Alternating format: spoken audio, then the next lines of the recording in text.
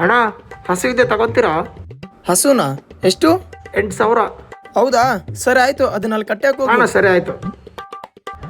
ಅಣ್ಣ ಎಂತ ಹಸು ಕೊಂಡ್ಕೊಂಡಿದ್ದಣ್ಣ, ಅಸಲು ಹಾಲೇನೆ ಕೊಡ್ತಾ ಇಲ್ಲ ಇದು. ಹೌದಾ, ಸರಿ ಆಯ್ತು, ಒಂದ್ ಕೆಲ್ಸ ಮಾಡು, ಊರವ್ರಿಗೆಲ್ಲ ಹೋಗಿ ಹೇಳ್ಬಿಡು ಕೌಶಿಕ್ ಲಾಟ್ರಿ ಇಟ್ಟಿದಾನ, ಆ ಲಾಟ್ರಿ ಒಳಗೆ ಯಾರು ಗೆಲ್ತಾರ ಅವ್ರಿಗೆ ಹಸು ಅಂತ ಹೇಳ್ಬಿಡು. ಹೌದಾ, ಸರಿ ಸರಿ ಆಯ್ತು. ಅಣ್ಣ ಒಂದ್ ಲಾಟ್ರಿ ಎಷ್ಟಣ್ಣ? 100 ರೂಪಾಯಿ.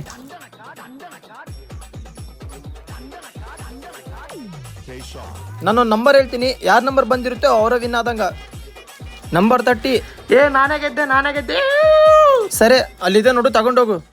ನೋಡಿದ್ಯಾ, 8,000 ಹಸುನ 30,000ಕ್ಕೆ ಮಾರಿದ್ದೀನಿ.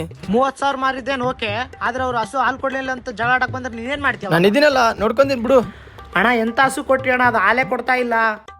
ಹೌದಾ, ಹಸುನ ಎಷ್ಟು ಕೊಂಡ್ಕೊಂಡಿರೋದು ನೀನು? 100 ರೂಪಾಯಿ.